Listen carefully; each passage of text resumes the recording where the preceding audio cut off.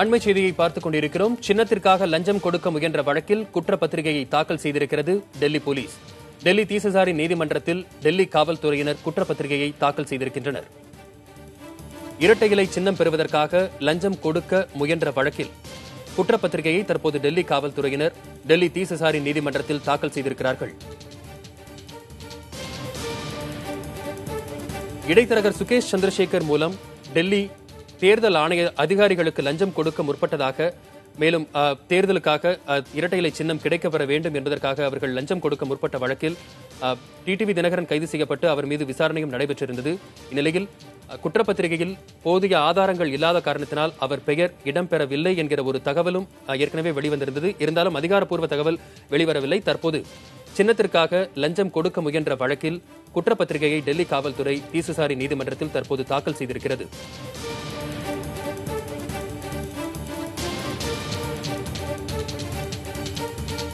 இடைத்தரகர் சுகேஷ் சந்திரசேகர், மேலும் ஹவாலா முகவர்கள் பாபு மற்றும் நரேஷ் ஆகியோரின் பெயர்கள் குற்றப்பத்திரிகையில் இடம்பெற்றிருப்பதாக டெல்லி காவல்துறையினர் தகவல் ஏற்கனவே தெரிவித்திருந்தார்கள்.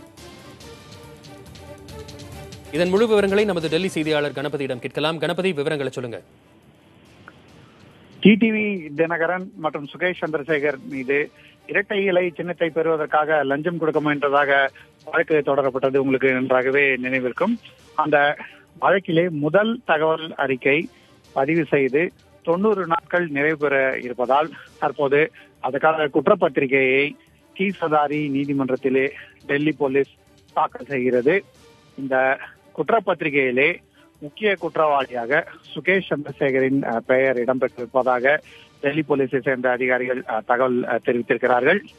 டிடிவி தினகரனின் பெயர் இந்த குற்றப்பத்திரிகையிலே இடம்பெறவில்லை. தேவைப்பட்டால் டிடிவி தினகரன் மீது தனியாக சப்ளிமெண்டரி சார்ஜ் ஷீட் என்று சொல்லப்படும் கூடுதல் குற்றப்பத்திரிகை தாக்கல் செய்து அதிலே அவர் பெயர் இடம்பெறலாம் என்று சொல்கிறார்கள்.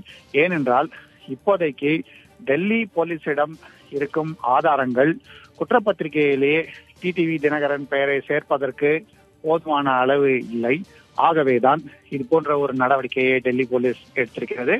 இதை தவிர 2 ஹவாலா தரகர்களின் பெயர்களும் இந்த குற்றப்பத்திரிகையிலே இடம்பெற்றிருப்பதாக டெல்லி போலீஸை சேர்ந்த அதிகாரிகள் சொல்கிறார்கள். டெல்லி போலீஸை பொறுத்தவரை இந்த வழக்கிலே டிடிவி தினகரன் ஒரு முக்கியமான அரசியல் புள்ளியாக இருந்த காரணத்தால் பெரும் பரபரப்பை இந்த வழக்கு ஏற்படுத்தியிருந்தது. தற்போது அவர் பெயர் குற்றப்பத்திரிகையிலே இடம்பெறவில்லை என்றால் அதற்கு நிச்சயமாக டெல்லி போலீஸ் பதில் சொல்ல வேண்டிய சூழ்நிலை ஏற்படும். நிச்சயமாக இது பற்றிய கேள்விகள் எழுவதற்கான வாய்ப்பு இருக்கிறது. சுகேஷ் சந்திரசேகரை டெல்லியில் உள்ள ஒரு நட்சத்திர ஹோட்டலிலே கைது செய்த போது அவரிடம் இருந்து 1,30,00,000 ரூபாய் பணம் கைப்பற்றப்பட்டதாக டெல்லி போலீசார் தகவல் தெரிவித்திருந்தார்கள். பின்னர் நீதிமன்றத்திலும் சரி, பத்திரிகையாளர்களை சந்திக்கும் போதும் சரி 2 சொகுசு கார்களை சுகேஷ் சந்திரசேகரிடம் கைப்பற்றியிருந்ததாகவும் தெரிவித்திருந்தார்கள். இதை தவிர சுகேஷ் சந்திரசேகர் தன்னை ஒரு நாடாளுமன்ற உறுப்பினர் என்றும் நீதிபதி என்றும் பல்வேறு சமயங்களிலே பல்வேறு விதமான தகவல்களை பரப்பி அதன் மூலமாக ஏமாற்று வேலைகளிலே ஈடுபட்டிருந்ததாக டெல்லி போலீசார் குற்றம் சாட்டியிருந்தனர். அப்படிப்பட்ட சூழ்நிலையிலே அவருடன் டிடிவி தினகரன் தொடர்பு கொண்டிருந்தாரா என்பது குறித்துதான் வலுவான சர்ச்சை இருந்தது. இதற்கான ஆதாரம் என்ன என்ற கேள்வியும் இருந்தது. அப்போது தொலைபேசியிலே வாட்ஸ்அப் கால் மூலமாக இருவரும் பேசியதாகவும் அதற்கான ஆதாரங்களை தேடி வருவதாகவும் டெல்லி போலீஸை சேர்ந்தவர்கள் சொல்லியிருந்தார்கள்.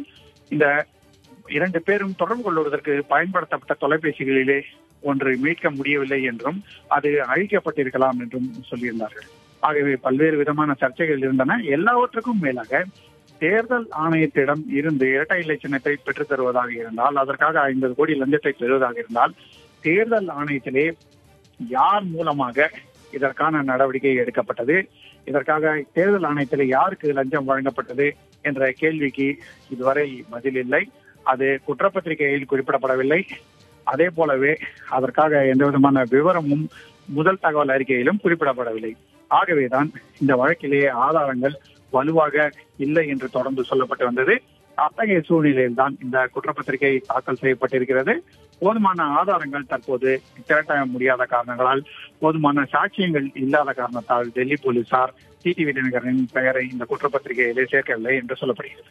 கணபதி, ஆதாரங்கள் இல்லாத காரணத்தினால் டிடிவி தினகரனுடைய பெயர் இடம்பெறவில்லை. அதேபோல் தேர்தல் ஆணையத்தில் இருந்து எந்த அதிகாரி லஞ்சம் வாங்க முற்பட்டார் என்பது குறித்தும் ஏதும் அந்த குற்றப்பத்திரிகையில் குறிப்பிடப்படவில்லை. இருந்தாலும் சுகேஷ் சந்திரசேகருக்கு யார் பணம் கொடுத்தார்கள் என்பது போன்ற விசாரணை ஏதாவது நடத்தப்பட்டிருக்கிறதா? குற்றப்பத்திரிகையில் ஏதாவது குறிப்பிடப்பட்டிருக்கிறதா? நிச்சயமாக ஆரம்ப கட்டத்துக்கு பிறகு டெல்லி போலீசார் இது குறித்து தான் தொடர்ந்து விசாரணை செய்து வந்தார்கள். ஹவாலா தரகர்கள் மூலமாக பணம் கொடுக்கப்பட்டது என்பதை நிரூபித்து, ஏற்கனவே சுகேஷ் சந்திரசேகரிடமிருந்து கைப்பற்ற பணம், அதை தவிர ஹவாலா தரகர்கள் மூலமாக கொண்டு வந்ததாக சொல்லப்பட்ட பணம், இதற்கான ஆதாரங்களை நிரூபித்து அந்த பணம் இங்கிருந்து வந்திருக்கிறது, இந்த இடத்துக்கு வந்து சேர்ந்திருக்கிறது போன்ற விஷயங்களை நிரூபித்தால் அதன் மூலமாக இந்த வழக்கிலே குற்றம் எப்படி நடந்தது என்பதை நிரூபிக்க முடியும் என்று டெல்லி போலீசார் முயற்சி செய்து வந்தார்கள். ஆனால் அதற்கும் சரியான ஆதாரங்கள் அவர்களுக்கு கிடைக்கவில்லை. ஏனென்றால் ஹவாலா தரகர்களுக்கு நீதிமன்றத்திலே பிணை கிடைத்துவிட்டது. அதை தவிர டிடிவி தினகரனுக்கும் பிணை கிடைத்துவிட்டது. சுகேஷ் சந்திரசேகர் ஒருவருக்கு மட்டும் இதுவரை பிணை கிடைக்கவில்லை. அவர் பல்வேறு குற்றங்களிலே சம்பந்தப்பட்டிருப்பதால் அவர் தொடர்ந்து சிறையிலே இருக்கிறார். சமீபத்தில் கூட வேறு ஒரு வழக்கிலே கோயம்புத்தூருக்கு அவர் கொண்டு செல்லப்பட்டு அங்கே அவர் மீது குற்றப்பத்திரிகை தாக்கல் செய்யப்பட்டிருக்கிறது.